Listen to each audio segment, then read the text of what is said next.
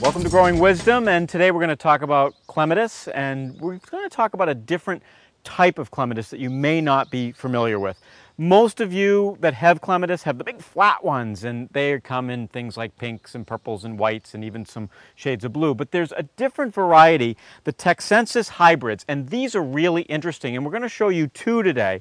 And the first one that we're going to show you is Gravetye Beauty, and Gravetye Beauty has this beautiful almost maroony red color, and notice how small compared with some of the other clematis these look, and also this great bell shape. They're wonderful, and look at the inside of them. You've got that little white tiny piece of the flower. The other one I want you to take a look at is the Pagoda, and this is a wonderful light purple that has this amazing center of white and green in the middle, and the flowers are just spectacular.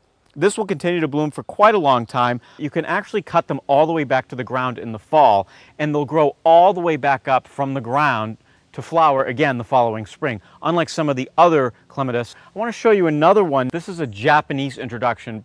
Fairly new. You may not find this easily at some of your local garden centers, but nonetheless, take a look. It's this beautiful purpley blue.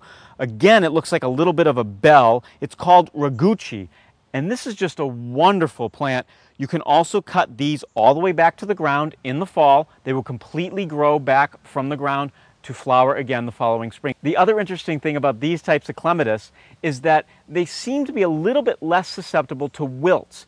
Clematis tend to get wilts. The plant literally starts to wilt, and you may think you're not watering it enough or you're watering it too much, but it's actually a disease that the plant is getting. It can kill them all the way back to the ground, but then they can often rejuvenate themselves depending on how bad the wilt is. These varieties typically actually do not get the wilt as easily. So there's three different plants that maybe you've never heard of that you can try in your garden. They certainly like part sun, well-drained soil, and you'll enjoy them for weeks and weeks during the summer. Come back often to growingwisdom.com and check out all of our tips for your gardens.